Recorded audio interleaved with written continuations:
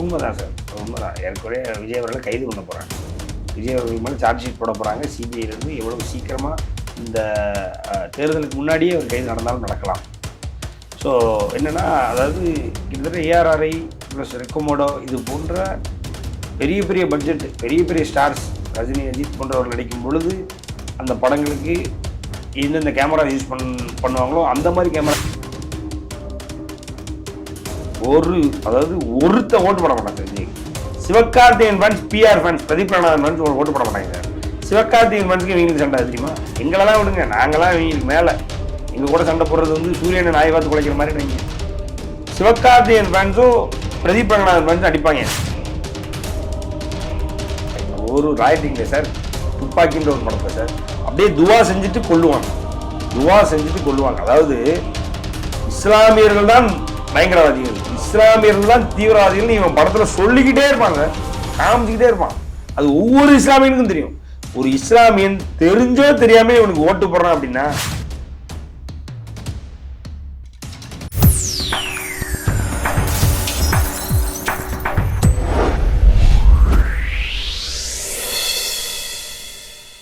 வணக்கம். Golden chance வழங்கும் அரசியல் களம். இன்றைய அரசியல் களம் நிகழ்ச்சியில் நம்மோடு இணைந்திருப்பவர் அரசியல் விமர்சகர் திரு சத்யன் ராமசாமி அவர்கள். வணக்கம். வணக்கம் சார். காத்திருந்து காலம் பதில் சொல்லும் அப்படின்ட்டு திரு சூப்பர் ஸ்டார் ரஜினிகாந்த் அவர்கள் ஆதவ் அர்ஜுனாவுடைய விமர்சனத்துக்கு ஒரு பதில் எழுதியிருந்தார். ஆனால் அது இவ்வளோ சீக்கிரம் அந்த காலம் பதில் சொல்லியிருக்கு அப்படிங்கிற மாதிரி தான் மக்கள்கிட்ட ஒரு கருத்து உழவுது. அது என்னன்னா, ஏற்கனவே செப்டம்பர் 27 கரூரில் நடந்த அந்த துயர சம்பவத்தோட ஒரு வீடியோ இப்போ வெளியே அது திரைப்படத்துக்காக எடுக்கப்பட்ட ஒரு செயற்கையாக உருவாக்கப்பட்ட ஒரு விஷயம்தான் அது அப்படிங்கிற மாதிரி ஒரு செய்தி பரவல். உங்களுடைய பார்வை? உண்மைதான் சார், அது உண்மைதான். ஏற்கனவே விஜய் அவர்களை கைது பண்ண போகிறாங்க. விஜய் அவர்கள் மேலே சார்ஜ் ஷீட் போட போகிறாங்க. சிபிஐலேருந்து எவ்வளவு சீக்கிரமாக இந்த தேர்தலுக்கு முன்னாடியே ஒரு கைது நடந்தாலும் நடக்கலாம். ஸோ என்னென்னா, அதாவது கிட்டத்தட்ட ஏஆர்ஆர்ஐ ப்ளஸ் ரெக்கமோடோ இது போன்ற பெரிய பெரிய பட்ஜெட், பெரிய பெரிய ஸ்டார்ஸ் ரஜினி, அஜித் போன்றவர்கள் நடிக்கும் பொழுது அந்த படங்களுக்கு எந்தெந்த கேமரா யூஸ் பண்ணுவாங்களோ அந்த மாதிரி கேமராஸ் பயன்படுத்தப்பட்டிருக்கிறது. ஒரு பரப்புரைக்கு எதுக்கு சார் அப்படி கேமரா? ரெண்டாவது பார்த்தீங்க அப்படின்னா, கிட்டத்தட்ட ஒரு 20 டிஎஸ்எல்ஆர் கேமராமேன்ஸ் அங்கே இருக்கிறாங்க. கெனான், நிக்கானில் கிட்டத்தட்ட எல்லா D5, D6 எல்லா மாடலும் இருக்குது. ஸோ இது பிளான் பண்ணி பண்ணியிருக்காங்க சார். என்னென்னா, அதாவது வினோத் அவர்களும் ஏறக்குறைய அந்த படத்தினுடைய கேமராமேன் சத்யன் சூரியன் அவர்களையும் கூப்பிட்டு விசாரிக்கணுன்றனா, விசாரிச்சா இன்னும் பல உண்மைகள் வெளியே வரும் சார். இதில் குறிப்பாக ஒரு காரு, அது நீங்கள் நம்ப மாட்டீங்க, ஒரு கார் கிட்டத்தட்ட கரூர் சம்பவத்து இந்த மாதிரி 40-41 பேர் கொண்டுட்டானுங்க. அவனுங்க கொன்னதுக்கப்புறம் கார் வெளியில் போய் கரூர் மாவட்டத்தினுடைய எல்லையில் ஒரு கார் நின்றுட்டு இருக்கு. நியூஸ் 24/7 கேமராமேன் அங்கே போகிறான். அந்த காருக்குள்ளே யார் இருக்கிறான்னு காட்ட விட மாட்டுறாரு. யாருன்னா சேலத்தினுடைய மாவட்ட தலைவர், தாவேகா மாவட்ட தலைவர் பிரபாகரன். எடுக்க விட மாட்டேன் அப்படின்னு நியூஸ் 24/7 நிருபரை தடுத்து நிறுத்துறாரு. இந்த காருக்குள்ளே யார் இருந்தா? அதுதான் சார் இன்னைக்கு ஒரு பெரிய டாப்பிக்காக இருக்கு. இது ஆதாரத்துடன் சிபிஐட்ட இருக்கு. விஜயை கூப்பிட்டு பேசுறாங்க சார். சிபிஐ கேள்வி கேட்குறாங்க. என்னன்னா, சார் இந்த மாதிரி இந்த சம்பவத்தில் உங்களுக்கும் பங்கு இருக்கு? இல்லை, எனக்கு பங்கு இல்லை. ஒரு பேரே வரலாறுன்னு ஒரு பாட்டு, அந்த பாட்டுக்கு ஒரு 11 ஷாட்டு, அந்த 11 ஷாட் எடுக்கிறதுக்கு தான் நீங்கள் இந்த மொத்த கூட்டத்தையும் கூட்டினீங்க. அதுபோக சங்கிலி போட்டு இந்த கூட்டத்தை நெருக்குனீங்க அப்படின்றாங்களே, உண்மையா? இல்லை, உண்மை இல்லை. இல்லை, எங்கிட்ட ஆதாரம் இருக்கு. என்ன ஆதாரம் இருக்கு? நீங்கள் இந்த மாதிரி ஷூட் பண்ண சொல்லி அந்த ஃபூட்டேஜஸ் எல்லாம் டெலிட் பண்ணியிருக்கீங்க, உண்மையா இல்லையா அப்படின்றாங்க. இல்லை, ஒருவேளை அவங்க எடுத்தது நல்லா இல்லைன்னு டெலிட் பண்ணியிருப்பாங்க. விஜய் சொல்லியிருக்காரு, எடுத்தது நல்லா இல்லைன்னு டெலிட் பண்ணியிருப்பாங்க. இல்லை சார், ஆதாரத்தோட வாக்குமூலத்தோடு இருக்குது அப்படின்றாங்க. இல்லை சார், வாய்ப்பு இல்லை அப்படின்னு சொல்லிட்டு வெளில வந்திருக்காரு. ஆக ஒரு ப்ராப்பர் கிரிமினல் எப்படி ரியாக்ட் பண்ணுவானோ மாட்டினதுக்கப்புறம் அந்த மாதிரி ரியாக்ட் பண்ணியிருக்காரு விஜய். ஸோ அதனால் ஆதாரங்கள் அடிப்படையில் அவர் மேலே சார்ஜ் ஷீட் போட போகிறாங்க. சார்ஜ் ஷீட் போட்டு ஒரு ஃபார்மல் இன்வெஸ்டிகேஷன் ஸ்டார்ட் பண்ண போகிறாங்க. இன்வெஸ்டிகேஷன் அப்படின்னு அடித்து வெளுத்தா உண்மை வெளியில் வரும் சார். அதில் ஜோஸ் சார்ல்ஸ் மார்ட்டின் இருக்கார் இல்லையா, புதுச்சேரியை கலக்கி கொண்டிருக்கும் எல்ஜேகேனுடைய தலைவர் ஜோஸ் சார்ல்ஸ் மார்ட்டின், அவர் ஒரு இடத்துல சொல்கிறாரு, கரூர் சம்பவத்தை கூட இருந்தே நடத்தியவன் ஆதவ் அர்ஜுனா அப்படின்றார். இத்தனைக்கும் அவரோட மச்சான் அவர் சொல்றாரு, கூட இருந்தே நடத்தியவன் ஆதவ் அர்ஜுனா. அவனையும் போட்டு வெளுத்தா முட்டி தட்டி உள்ளே போய் அவுத்து விட்டு அடிக்கணும் சார். அடித்தோன்னா உண்மை வெளியிடும். இப்போ இந்த ஃபுட்டேஜ் கூட திரு ஆதவ் அர்ஜுனா மூலயமா தான் வெளியே வந்திருக்கு அப்படிங்கிற ஒரு செய்தியுமே இருக்கு. அவன் தான் சார், அதான் சார், அவன் தான் ப்ராப்பர் ஸ்லீப்பர் சொல்லி சொல்றாரு. எல்ஜேகேனுடைய ஜோஸ் சார்ல்ஸ் மார்ட்டின் சொல்றாரு, அவன் வந்து ஒரு ப்ராப்பர் ஸ்லீப்பர் செல்லு, பல கட்சி பரமசிவம். அவன் பல இடத்துல இருந்துட்டு எதுக்கு விஜய் கட்சி ஆரம்பிச்சதுக்கு நேரம் உள்ள போறான்.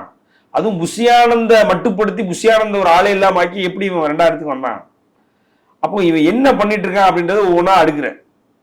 ஏற்கனவே வந்து என் குடும்பத்துக்குள்ள வந்து எனக்கும் எங்க அப்பாவுக்குமே ஒரு வருஷம் சண்டையை மூட்டி விட்டு ஒரு வருஷம் எங்களை பிரிச்சு வச்சிருந்தான். அதுக்கப்புறம் எனக்கு பொண்ணு பாக்குறேன்லாம் பார்த்துட்டு இருந்தான். இவனுக்கு எனக்குமே 7ஆம் பொறுத்தவரை எனக்கு பொண்ணு பாக்குறேன்னு பார்த்து ஏன் எனக்கு பொண்ணு பாக்குறான் அப்படின்னா அந்த குடும்பத்தையும் இவன் கண்ட்ரோல் எடுக்கணும்னு பார்த்தான். எங்க போனா அவன் கண்ட்ரோல் எடுக்கணும் அலைவான்னு சொல்லி குடும்பத்துல இருந்தே ஒருத்தர் வந்து இது கன்ஃபார்ம் பண்றாரு. ரெண்டாவது உள்ள வரான்ல வந்து பாஜகவை, அதாவது நீட்டா நீங்க பாத்தீங்க அப்படின்னா பாஜகவை பத்தி விஜய் எதுவுமே பேச மாட்டார். ஆனா இவன் பேசிக்கிட்டே இருப்பான். பாஜகவை பத்தி தப்பு தப்பா பேசிக்கிட்டே இருப்பான். விஜயை பேச வைக்க முடியல, மாறாக இவன் பேசிக்கிட்டு இருப்பான்.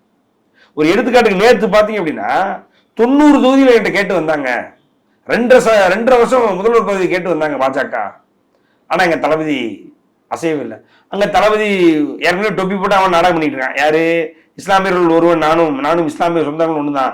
இஸ்லாமியர்கள் எவ்வளவு கேவலப்படுத்தினா கொச்சப்படுத்தினா அவனுடைய படங்கள்ன்றது அது வேற, நம்ம வருவோம். அப்ப நேற்று அவன் நாடகம் போட்டுக்கிட்டு இருக்கான். இஃப்தார் நோன்பு நான் திறக்கிறேன் வைக்கிறேன் அப்படின்னு சொல்லி நாடகம் போட்டுக்கிட்டு இருக்கான். ஒரு புக்கு அது முன்னாலேயே பின்னாலே தெரியல, அது திருப்பி வைக்கிறான் புக்கை. என்ன ஒரு புக்குல என்ன இருக்கு அது என்ன ஏதுன்னு கூட தெரியாம குடி ஃபுல்லா, வேற ஒன்றும் இல்லை. அப்ப அவன் அங்க என்ன சொல்றான் அப்படின்னா பாஜக என்கிட்ட இருந்து ஒன்றும் பேச முடியல, நாங்களும் பாஜக போய் பேசணுன்றான். அப்ப இவன் யாருக்கும் போய் பேசுறான்? இந்த ஆதவர்ஜனன்றவன் 90 தொகுதியில் கேட்டாங்க, 2.5 வருஷம் என் தலைவர் வந்து முதலமைச்சராக வைக்கிறேன் அப்படின்னு சொல்லி சொன்னாங்க அப்படின்னு சொன்னானே. ஆனா இங்க அவருடைய தலைவன் விஜய் யாரு எங்கிட்டையும் கூட்டணி பேசல, நாங்களும் யார்ட்டையும் கூட்டணி பேசலன்றானே. இதுல எதை உண்மை, எதை ஏத்துக்கிறேன்? அப்ப இவன் என்ன பண்ணிட்டு இருக்கான்றதை நீங்க புரிஞ்சுக்கணும். அதாவது திமுகவினுடைய ஸ்லீப்பர் செல் அப்படின்னு சொல்றாங்கல்ல, இங்க வந்து விஜய எப்படியாவது பாஜகவுக்கு எதிராக திருப்பி விட்டுறணும், பாஜகவினுடைய வெறுப்பை சம்பாதிக்க வைக்கணும். குறிப்பாக இவன் பாஜகவுக்கு எதிரி அப்படின்ற ஒரு மனநிலை உருவாக்கணும்.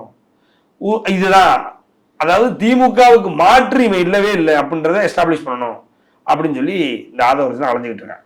அதுல மிக முக்கியமா இந்த நீங்க சொன்ன மாதிரி இந்த ஃபுட்டேஜை வெளியிட்டதும் அவன் தான், இந்த ஃபுட்டேஜுக்கான ஐடியா கொடுத்ததும் அவன் தானே சார். அதாவது இந்த டிஸ்கஷன் நடந்துட்டு இருக்கும்போது நீங்க ஒரு பெரிய கூட்டத்துல சார், நீங்க ஒரு ஜனநாயகன், எழுச்சி நாயகன் நீங்க, அதனால ஒரு பெரிய கூட்டத்துல உங்களை வச்சு எடுக்கிற மாதிரி நிறைய சிஜி ஷாட்ஸ்லாம் பிளான் பண்ணியிருக்கோம். அது எதுக்கு?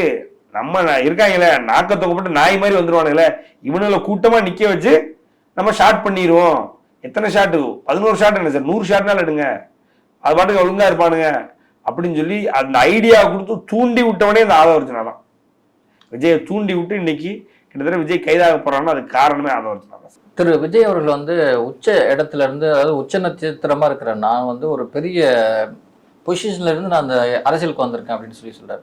அதே சமயத்துல வந்து தமிழ் சினிமாவில் உச்ச நட்சத்திரமா இருக்கிற திரு ரஜினிகாந்த், திரு கமலஹாசன், திரு அஜித் அவர்கள், இவங்க நேர் எதிர வந்து அவருடைய ரசிகர்கள் வந்து இவருக்கு நேர் எதிராக இருக்காங்க. அப்படிங்கும்போது வாக்கு சதவீதத்தில் எதிரொலிக்காதா? அதாவது ஒருத்த ஓட்டு போட மாட்டாங்க sir Vijay. Sivakarthikeyan fans, PR fans, Pradeep Ranganathan fans ஓட்டு போட மாட்டாங்க சார். சிவகார்த்திகேயன் ஃபேன்ஸ்க்கு இவங்களுக்கு சண்டை தெரியுமா? எங்களெல்லாம் விடுங்க, நாங்களாம் இவங்களுக்கு மேல. எங்க கூட சண்டை போடுறது வந்து சூரியனை நாய் பார்த்து குலைக்கிற மாதிரி வைங்க. சிவகார்த்திகேயன் ஃபேன்ஸும் பிரதீப் ரங்கநாதன் ஃபேன்ஸும் அடிப்பாங்க. சிவகார்த்திகேயன் ஃபேன்ஸ் ஏன் அடி வாங்குவாங்கன்னா, அமரன் படம் வந்து கோட்டு படத்தோட கலெக்ஷன் ஜாஸ்தி. அமரன் கோட்டு படத்தோட எல்லா தேட்டர்லையும் அதிக நாள் ஓடிடுச்சு.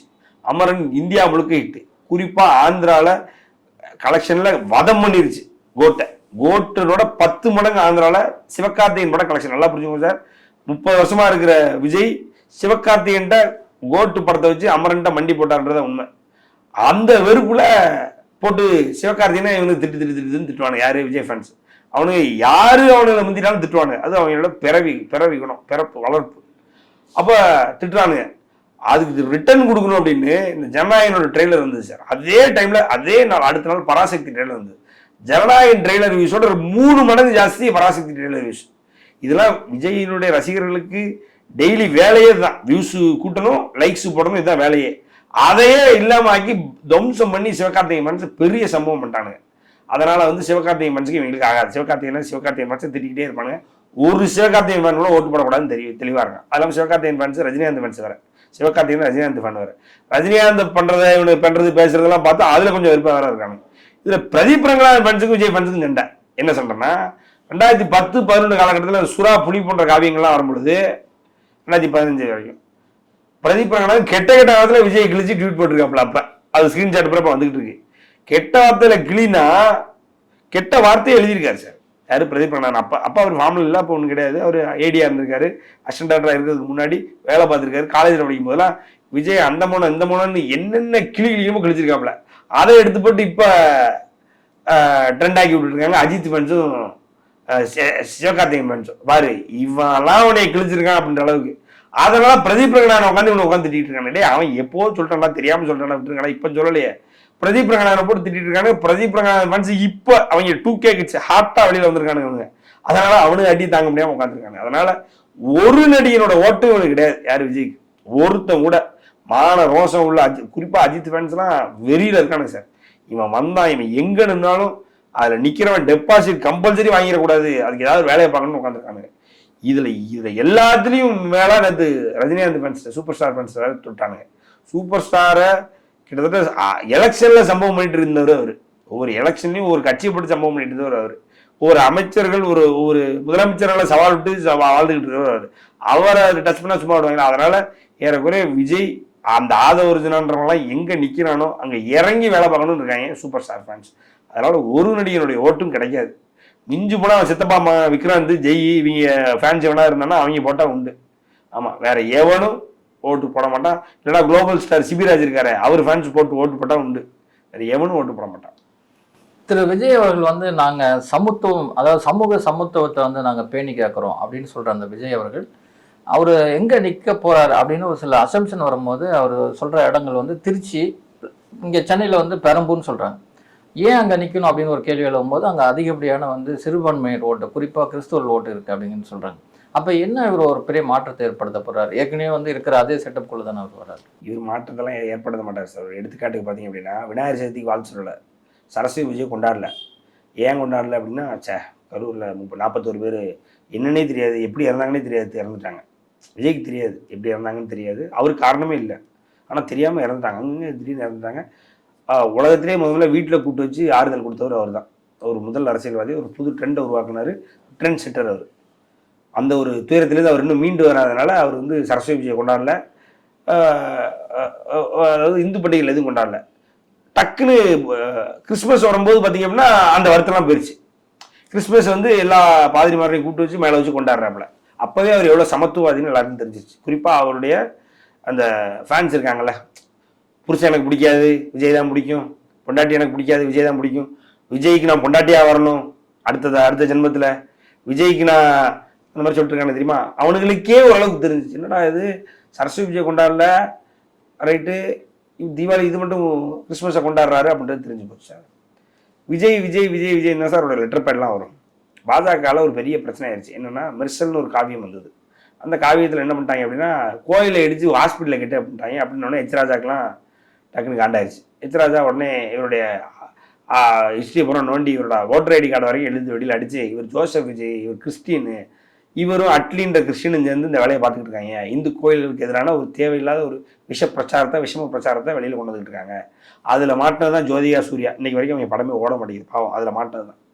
அந்த மாதிரி ஹாஸ்பிட்டல், நான் கோயிலில் போய் பார்த்தேன், கோயிலில் இருக்கக்கூடியது ஹாஸ்பிட்டல் அப்படின்ற மாதிரி பேசியிருப்பாங்க.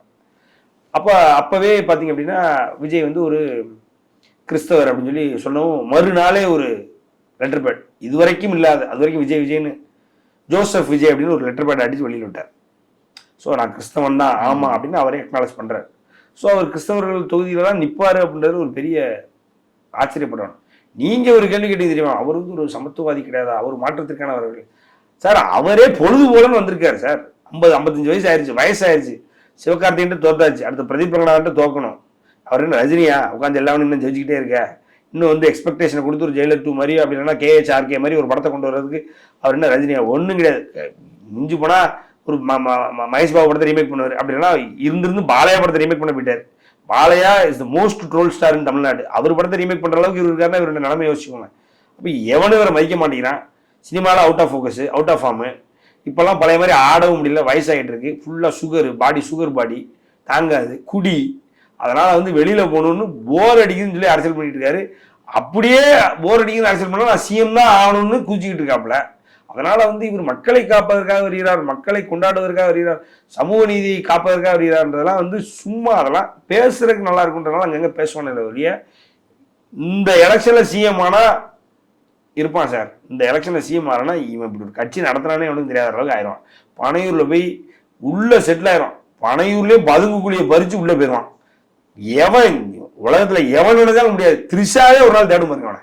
அந்த மாதிரி ஆயிரும் பாருங்க. ஆமா, ஜனநாயகன் படத்துக்கு வந்து கேமராவை பயன்படுத்தி ஷூட் பண்ணது தான் அந்த கரூர் சம்பவம் அப்படிங்கிற ஒரு செய்தி மாதிரி நம்ம கேள்விப்பட முடியுது. அது மட்டும் இல்லாமல் இன்னும் ஒரு முக்கியமான ஒரு செய்தி என்னன்னா, அந்த படத்தோட இயக்குனர் வந்து ஹச் வினோத் வந்து சிபிஐ விசாரணைக்கு அழைக்கப்படலாம் அப்படிங்கிற ஒரு தகவல் சொல்றாங்க. அந்த படத்தினுடைய சினிமாட்டோகிராஃபர் சத்யன் சூரியனே அழைக்கலாம் அப்படின்றாங்க சார்.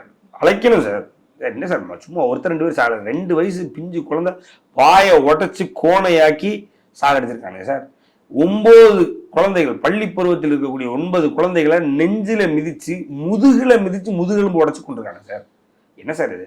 நீங்க என்னன்னா யோசிச்சு பாருங்க. இதெல்லாம் நம்ம வீட்டில் அங்கே நடந்திருந்ததுன்னா அப்ப அதுக்கு சம்மந்தப்பட்ட நல்லவனாவே இருக்கட்டும், நீ நல்லவன் தான், ஆனால் நீ அதுக்கு சம்மந்தப்பட்டிருக்க, கூப்பிட்டு உட்காந்து 4 கேள்வி கேட்பாங்க, பதில் சொல்லிட்டு போயிரு, அவ்வளவுதான். அதனால வந்து ஹெச் வினோத்ன்றது ஒரு தூய்மையான உள்ளம் படைத்தவர், நல்ல மனிதர், அப்பழுக்கற்றவர், அது எந்த மாற்றுக்கிறதும் இல்லை. ஆனா சேராத இடம் சேர்ந்ததுன்னா அது எல்லாருக்கும் அது அப்படித்தானே.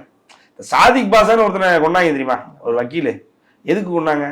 இன்னைக்கு அவர் வந்து அதாவது இன்வெஸ்டிகேஷனுக்கு புறப்படுறாரு. என்னோட இன்வெஸ்டிகேஷன் அது 11 செப்டம்பர் ஏதோ ஒரு 2011 ஏதோ ஒரு நாள், அந்த நாள் கூட ஞாபகம் இருக்கு. இன்னைக்கு கிளம்புறாரு, கிட்டத்தட்ட ஃபிளைட் டிக்கெட் போட்டாரு, அவர் போர்டிங்கா கிளம்பிட்டு இருக்கும்போது தேதுக்கு தூக்குப்பட்டு தொங்குறாரு. அப்ப இதெல்லாம் வந்து நல்லவனா இருந்தாலும் எங்க நீ சேரக்கூடாது, அங்க சேர்ந்தா முடிஞ்சு போச்சு இல்ல. அந்த ஆராசா மேட்டர்ல அது எவ்வளவு பெரிய விஷயம். சாதிக் பாஸ் அந்த மாதிரி இன்னைக்கு சேராத இடம். விஜய்லாம் ஒரு ஆளுன்னு அவன் படத்தெல்லாம் இவர் கமிட்டே பண்ணிருக்க கூடாது சார். இவர் யாரோட பட்டறையில இருக்காரு? அஜித் குமார்ன்ற ஒரு நல்ல மனிதனுடைய பட்டறையில இருக்காரு. அஜித் குமார்ன்றவன் கூட இவர் டாக் டீம் போட்டு என்ன மாசா வந்திருக்கலாம். இவர் போய் விஜய் படத்துக்கு கூட கமிட் ஆகணுன்றது இவர் தலைவிதியில் எழுதியிருந்தா என்ன பண்ண முடியும்? ஒன்றும் பண்ண முடியாது. அதனால உள்ள போயிட்டாரு. அதனால அதற்கான பலனை அனுபவிச்சு தான் ஆகணும். அவரை கூப்பிட்டு விசாரிப்பாங்க, கண்டிப்பாக விசாரிச்சு தான் ஆகணும். ஏன்னா கிட்டத்தட்ட 63 ட்ரோன்கள் பயன்படுத்திருக்கிறதா மீசை சொல்றாப்புல, நக்கீர மீசை சொல்றாப்புல. 63 ட்ரோன். அது இல்லாம கூட்டம் நெருக்கமா இருக்குன்றதுக்காண்டி சங்கிலியை போட்டு வெளியிலிருந்து தாவேக்கா அவனுடைய அந்த மடக்கு ஊதிகள் இருக்காங்களா அவங்கள வச்சே உள்ள தள்ளி அந்த கூட்டத்தை இன்னும் நெருக்கி இருக்காங்க அப்படின்றாரு அவர் குற்றச்சாட்டு. சும்மா வைக்க மாட்டார் அந்த ஆள்லாம். ஏன்னா எவ்வளோ வழக்கு வாங்கினவர் சொன்னாரு அன்னைக்கு, ஒரு 400 வழக்கு எங்க மேல இருக்கு அப்படின்னாரு. சும்மா அவர் சொல்லிட்டு அவர் பாட்டு சுத்திட்டு இருக்க முடியாது. என்னதான் ஆளுங்கட்சி கூட அவர் சப்போர்ட்டா இருந்தாலும், ஆளுங்கட்சிக்கு சொம்படிச்சாலும் தரவுகளை ஒரு சில இடத்துல அன்னைக்கு அவர் தானே சொன்னாரு. ஷூட் பண்ணதுன்றது நீங்க கண்டுபிடிச்சோம், நாங்க கண்டுபிடிச்சோம், யாரு கண்டுபிடிச்சா? அவர் தான் சொன்னாரு முதல்ல ஷூட் பண்ணிருக்கானுங்கன்னாரு. இன்னைக்கு அது உண்மை ஆயிடுச்சா? அப்ப நியாயமா இருக்குதுன்னு சொல்றாரு. அதனால இவனுக்கு பண்ணிருப்பானுங்க சார். நான் எனக்கு தெரிஞ்ச ஒரு தரவு சொல்றேன் சார். ஸோ நீங்க சார், அதாவது இந்த இன்னைக்கு வந்து அந்த வீடியோ நான் கூட என்னோட இதுல கூட சமூக வலைதளங்கள்லாம் கூட பதிவிட்டிருக்கேன். அதுல பாத்தீங்கன்னா அந்த படத்துல அந்த ட்ரெய்லர்ல ஒரு சில ஷாட் இருக்கும் சார், சிஜில இருக்கும் சார். அந்த ஷாட் ஃபுல்லா அப்படியே கரூர்ல இருக்கிறத அப்படியே அதோட ஒரிஜினல் காப்பி மாதிரி இருக்கும். நீங்க பாருங்க, எடுத்து இன்னைக்கு அந்த ட்ரெய்லர் அட்லீஸ்ட் ட்ரெய்லர் வியூவாக ஏற்றி விடுங்க. அதுல போய் நீங்க பாத்தீங்கன்னா அப்படியே கரூர் சம்பவம் இதுவும் உங்களுக்கு தோணலை அப்படின்னா உங்களுக்கு ஏதோ மூளையில ஊனம்னு அர்த்தம் சார். அப்படி ஒரு ரெண்டுமே வந்து ஒன்னா இருக்கும். இதுல இருந்துதான் எடுத்திருக்காங்க சார், எந்த மாற்றம். கரூர் சம்பவத்துல மெனக்கிட்டு உள்ள போய் கேமராவை போட்டு எடுத்து அங்க இருக்க எல்லாத்தையும் கொன்னு அது மூலியமா ஒரு பாட்டை இருந்தாலும் எழுதியிருக்கான். அந்த பாட்டை ஒரு குப்பை படத்துக்கு அந்த பாட்டு வரப்போகுதுன்னா அதை ஏத்துக்கவே முடியல. ஸோ அது உண்மை, அவர் சொன்னது உண்மை. இன்னொன்னு நீங்க ஒண்ணும் இல்லை, அதாவது கேமரா இப்போ ஒரு கல்யாணத்துல எத்தனையோ கேமராக்கள்லாம் இருக்கும். குழந்தைங்க எங்க ஓடுவாங்க, டக்குன்னு ஒரு கேமரா தள்ளி விட்டுருவாங்க, ஒரு லைட்டை தள்ளி விட்டுருவாங்க. ஒரு அசெட்டு அது யாரோட பொறுப்பு? அது கேமராக்காரனோட பொறுப்பு, நம்மள பொறுப்பு. நீ வந்திருக்க, நீ உன் பொருளை நீ தான் பாத்துக்கணும், யாரையும் பக்கத்துல விடாம நீ தான் பாத்துக்கணும், உங்களோட பொறுப்பு. ஆனா கூட்டத்துல எனக்கு தெரிஞ்ச கூட்டத்துல கேமராமேன்ஸ் நிக்கிறாங்களா, இந்த கேமராமேன்ஸை யாரும் தள்ளி விட்டுற கூடாதுன்னு அவங்கள சுத்தி தாவேக்காப்படை அவங்களுக்கு அரணா நின்றுருக்கானுங்க. எதுக்கு? கேமராமேனுக்கு எங்க சார் நீங்க ஒரு ஊடகவியலாளர் சார், உங்களுக்கு தெரியும் சார், உங்களை என்னைக்காவது எவனாவது காப்பாத்துறேன் நான் பாத்துக்கிறேன் சார், நீங்க எடுங்க சார், எவன் வந்து நின்றுருக்கான்?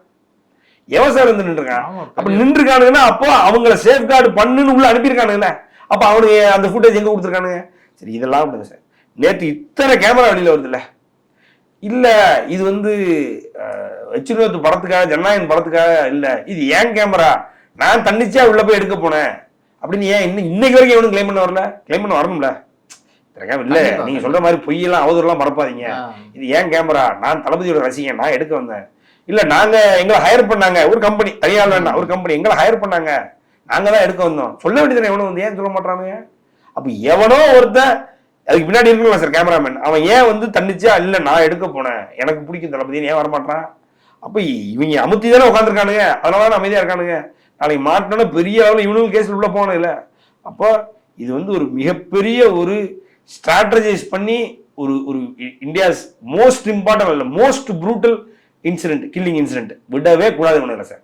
முட்டிக்கு முட்டி தட்டி இவனில் வந்து அதாவது இவனு ரேஞ்சை காட்டணும் சார். எவ்வளவு கேவலமானவன் நீ, ஆனால் எப்படியான ஒரு ஒரு கொடூரமான ஒரு சம்பவத்தை நிகழ்த்திருக்க. அது எதுக்காக நீ சிஎம் ஆகணுன்ற ஒரே நப்ப ஆசை. இந்த ஒரு காரணத்தினால அந்த ஆள் வந்து எலெக்ஷன்ல நிக்க மாட்டானா, நிக்க கூடாது, நிக்க மாட்டேன் அப்படின்ற மாதிரி பேசிட்டு இருக்கானா.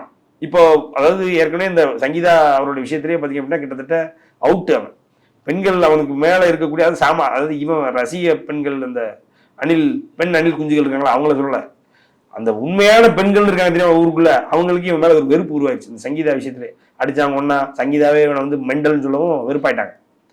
அது போக இந்த கரூர் சம்பவத்தை இவன் தான் இப்படி இது பண்ணியிருக்காங்க. இன்னும் அந்த விழக்கூடிய அந்த 4-5% விழக்கூடாது அப்படின்ற அளவுக்கு மக்கள் இருக்கிறாங்க. அப்படின்றனால இவன் தோத்துட்டு அசிங்கம் சொல்லி நிக்க மாட்டான். அதான் பேசிக்கிட்டு இருக்காங்க, நிக்க மாட்டான் அப்படின்னு சொல்றாங்க. இவன் நிக்கலன்னா நல்லதுதான், அவன் நின்னானா கொடூரமான ஒரு ரிசல்ட் அவன் கொடுத்துடணும். நம்மளாம் அரசியல ஏண்டா வந்தோன்னு இவனே நினைக்கணும் சார். அந்த மாதிரி பண்ணணும் அப்படின்றது இந்த மாட்டு. ரம்ஜான் விழாவில் வந்து பங்கெடுத்த திரு விஜய் அவர்கள் வந்து நாங்கள் சிறுபான்மையினருக்கான ஒரு மிகப்பெரிய ஆதாரமாக சப்போர்ட்டாக இருப்போம் அப்படின்னு சொல்றாரு. கொஞ்ச நாளுக்கு முன்னாடி தான் திருப்பரங்குன்றில் வந்து ஒரு விஷயங்கள் நடக்குது, அதுக்கு வந்து நான் வாயே திறக்க மாட்டேங்கிறேன், இன்ன வரைக்கும் அதை பற்றி பேசலை. அப்படிங்கும்போது இவர் எந்த அளவுக்கு ஒரு லாயல்ட்டியை வந்து கிளைம் பண்ண? ஒரு லாயல்ட்டி சார்.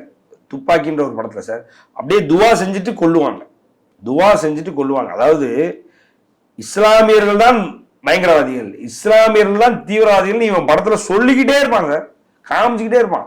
அது ஒவ்வொரு இஸ்லாமியனுக்கும் தெரியும். ஒரு இஸ்லாமியன் தெரிஞ்சோ தெரியாம இவனுக்கு ஓட்டு போடுறான் அப்படின்னா அவன் உண்மையான நேர்மையான இஸ்லாமியனே கிடையாது, அவன் அல்லாவுக்கு பயந்தவனே கிடையாது. அவ்வளவு வேலை பார்த்துருக்கான். அசார்னு ஒரு படம், அந்த படத்தை ரீமேக் பண்ணி வேலாயுதம்னு ஒரு அமரகாவியத்தை எடுத்தாங்க. அந்த படத்துலயும் இப்படிதான் இஸ்லாமியர்கள் தான் தீவிரவாதிகள் காட்டுவான். இப்ப பீஸ்ட்னு ஒரு உலகமாக காவியத்தை எடுத்தான், அதுலயும் இஸ்லாமியர்கள் தான் தீவிரவாதிகள் காட்டுவான். அதுல அதை காட்டுறது எனக்கு அவ்வளவு இன்ட்ரெஸ்ட். ஏன் கிறிஸ்டியன் அவ்வளவுதான் சிம்பிள் சார். அதாவது இந்துக்களை தான் டச் பண்ணக்கூடாதுண்ணா, இந்துக்களை டச் பண்ண மாட்டேன். என்ன பண்ணிடுவேன், திருநீரை பூசிக்குவேன். ஐயா விநாயகர் கூட கொஞ்சம் 2 நிமிஷம் இன்ட்ராக்ட் பண்ணுவேன். முருகனை எங்க அப்பன்னு சொல்லுவேன். முருகனை சுற்றி வருவேன். முருகா என்னை பார்த்துக்க முருகா அப்படி இப்படின்னு, முருகா அப்படி இப்படின்னு சுற்றி. ஏன் அவங்க தான் பெரும்பான்மை, அவங்க தூக்கி உள்ள வச்சுக்கிறேன். திருநீரை பூசிக்கிறேன், குங்குமத்தை வச்சுக்கிறேன், இது பண்ணிக்கிறேன், அது பண்ணிக்கிறேன். பேர் பூரா இந்துக்கள் பேரா வச்சுக்கிறேன். ஜோசப் விஜய்னு சொல்ல மாட்டேன். ஜோசப் விஜய் நீ லெட்டர் பேட் போட்ட வெண்ண நீ உன் படத்துல போட வேண்டியதுனா ஏன் போட மாட்டேன்? அப்போ விஜய்னு வச்சுக்கிறேன். ஆனா இவனுக்கு எதுக்கு எனக்கு தேவையில்லாத லக்கேஜ்? யாரு? இஸ்லாமியர்கள்.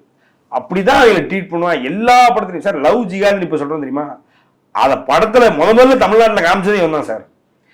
இவர் இந்து பொண்ணை லவ் பண்றேன்னு லவ் பண்ணி கடைசியில் அது ஏமாத்துற மாதிரி ஆகி அதுக்கப்புறம் கடைசியில் கல்யாணம் பண்ற மாதிரிலாம் படம் எடுத்தான். இவன் ஒரு முஸ்லீம் பையனா இருப்பான். அதெல்லாம் பண்ணி அப்பவே விஷம், அதாவது முஸ்லீம்களுக்கு எதிராக எப்படி எப்படிலாம் விஷத்தை பார்த்து இவன் ஒரு கிறிஸ்தவன்றதுனால அவங்கள விட இவங்க தான் ஃபோக்கஸ்ல இருக்கணும், இவங்க தான் சிறுபான்மையினர்ல பெரும்பான்மையினர்களா இருக்கணும், இவங்களை நம்பிதான் எல்லாம் நடக்கணும். குறிப்பாக திமுக இவங்க பக்கம் தான் இருக்கணும், கிறிஸ்தவர்கள் பக்கம் தான் இருக்கணும், முஸ்லீம்கள் பக்கம் இருக்கக்கூடாதுன்றதுக்காக வேலை பார்த்தவன். இன்னைக்கு வந்து தொப்பியை போட்டு உள்ள உட்காந்துக்கிட்டு நான் தான் இன்னைக்கு எல்லாம் உங்களுக்கு என்னை விட்டு அவங்களுக்கு நாதியே இல்லை, வைக்கே கிடையாது, நீ திமுகலாம் பண்ண அவனை ஏமாத்தான் சொல்லலாம் இது பேசிட்டு இருக்கான்.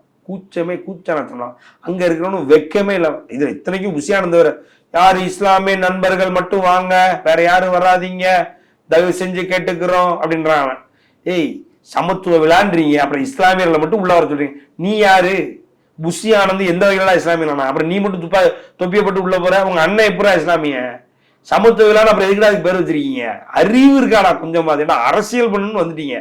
ஒரு குறைந்தபட்சம் ஒரு 10ஆப்பு படிக்கிற பையனுக்கு இருக்கிற அறிவு இருந்தாலும் போதுமாடா, எல்லாரும் சிரிக்கிறான் சார். அப்போ நீ இஸ்லாமியனை கூப்பிட்டு இஸ்லாமியனுக்கு நீ இன்னைக்கு நீ நல்லா இருக்க ஆனா வரலாறு அப்படி சொல்லலையே. ஒரு இடத்துல ஒரு இஸ்லாமியர் பேர் கூட எனக்கு ஞாபகம் இல்லை, திருநெல்வேலின்னு நினைக்கிறேன், பச்சையா விஜய் போட்டு கிளிப்பாரு. ஏன்னா பெண்களை கெடுக்கிறான், பெண்களை இழுத்தக்கா செய்யா அப்படின்னு போட்டு கிளி நிற்பாரு. இன்னைக்கு கூட அந்த வீட்டுல இருக்கு இழுத்தக்கா செய்யா விஜய் பேச்சு அப்படின்னு ஏதாவது கொடுத்து பாருங்களேன் வரும். அப்படி எங்கனாலும் நடிப்பு, எங்க போனாலும் டிராமா, இதே தான் பண்ணிக்கிட்டு இருக்கான். நேற்றும் ஒண்ணும் இல்லை சார், நேற்று அங்க போய் அங்கேயும் குடிச்சுட்டு தான் போயிருக்கான் போல இருக்கு, இல்ல அவன் கூட இருக்க குடிச்சிட்டு வந்திருக்கானு தெரியல. இவன் அங்க போய் ஏதோ பேசிக்கிட்டு இருக்கான். ஏற்கனவே நல்லக்கண்ணு அவருடைய இறப்புக்கே குடிச்சிட்டு போனா 1 மீட்டர் அவனை சுத்தி அந்த நாத்த நாரிச்சு அப்படின்னு சொல்லி எல்லாரும் பல ஜேர்னலிஸ்ட் வந்து ரிப்போர்ட் பண்ணாங்க, பார்த்தோம். நேற்று குடிச்சு தான் போயிருப்பான் போல இருக்கு. அங்க போய் உட்காந்துருக்கான். உட்காந்துட்டு யாருமே எங்களுக்கு வந்து யாரும் எங்களை வந்து பேசவும் இல்லை, நாங்கள் யாரு கூட கூட்டணி வைக்க போறதில்லை, நான் முதல்ல சொன்ன மாதிரி நான் கூட்டணியே வைக்க போறதில்லை அப்படின்றான். இவன் கூடயே முதுகு உரைச்சிட்டே அடைவாங்க. ஸ்ரீநாத்னு இவன் ஃப்ரெண்டு ஒருத்தன், அவன் வெளியில் வந்து இல்லை இன்னும் தளபதி வந்து அதை முடிவு பண்ணல, இன்னும் ஓப்பனாக தான் வச்சுருக்காரு, அவர் யார் கூடனாலும் கூட்டணி போவார், இல்லை யாருனாலும் அவர் கூட கூட்டணி வரதுக்கான வாய்ப்பு இல்லை. டேய் உள்ளதாண்டா அவன் சொன்னா கூட்டணி எங்கேயும் யாரு கூடயும் போக மாட்டேன்னு, நீ என்னடா வெளியில இருந்து உளறிட்டு இருக்க அப்படின்னு ஜேர்னலிஸ்ட் மண்டலே தட்டான். அப்படியா சொல்லிட்டாரா, சரி ஓகே அப்புறம் கிறுக்கு கூட்டம் சார், விடுங்க சார் நீங்க போட்டு பேசிட்டு இருக்கலாம். திரு விஜய் வந்து 234 தொகுதியிலையும் வந்து தனித்து நிற்க போறேன் அப்படிங்கிறத டிக்ளேர் பண்ணியிருக்காரு. எத்தனை சீட்டு ஜெயிப்பார்? 300 சீட்டு ஜெயிச்சிருவா சார். 234 இன்னும் ஒரு 100 தொகுதி கேட்டிருக்காங்க போல. யாரு பத்தலடா அப்படின்ற மாதிரி கேட்டிருக்காங்க போல, இன்னும் 100 தொகுதி அதையும் வாங்கி போட்டு 300 தொகுதி ஜெயிக்கலாம்னு பிளான் பண்ணியிருக்காங்க. கிட்டத்தட்ட 60-70% ஓட்டு வாங்கிடுவாங்க போல இருக்கு. மற்ற கட்சிக்காரெல்லாம் இல்லை, இவங்களை பொறுத்த வரைக்கும் மற்ற கட்சி நம்ம தானே, எல்லாரும் தமிழ்நாட்டில் இருக்கவங்களும் எல்லாம் நமக்கு தானே ஓட்டு போடணும்னு ஒரு இதில் சுற்றிக்கிட்டு இருக்காங்க. அந்நியார் பிறந்தநாள் அன்னைக்கு தெரியும் யாரு என்ன ஏது, இதுதானடா இதுக்குத்தான் இந்த ஆட்டம் போட்டோமா, இதுக்குத்தான் இத்தனை பேர் ஆஃப் செஞ்சுரி அடிச்சிருக்காங்க, இதுக்குத்தான் இத்தனை பேர் கொண்டு போட்டிருக்கோமா அப்படின்றதெல்லாம் அன்னைக்கு தான் தெரிய வரும் சார். ஆமாம், நன்றி.